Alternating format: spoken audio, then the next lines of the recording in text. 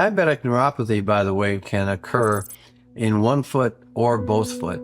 It's called unilateral or bilateral. Generally, if you have peripheral neuropathy, it's in both feet. It can start off in one foot or the other, depending if you perhaps have poorer blood supply in one foot or you've had previous trauma. But most of the time, we look for bilateral changes to determine if you have peripheral neuropathy. We're looking at pinprick tests for sensitivity. We're looking at blood flow and temperature, things like that. We're looking at the size of your ankles, the swelling, the size of your calf muscles. There's a lot of different things that we're looking at.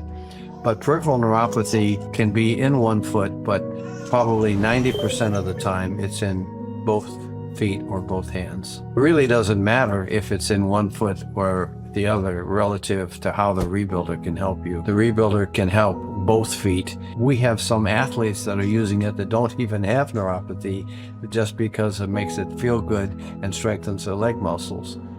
But the ReBuilder can help because it can stimulate those nerves in a very healthy manner, in a way that the nerves expect to be stimulated.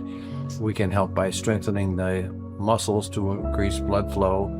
We can help by vasodilating the skin of the feet to allow more blood flow to get from the arterial system into the venous system.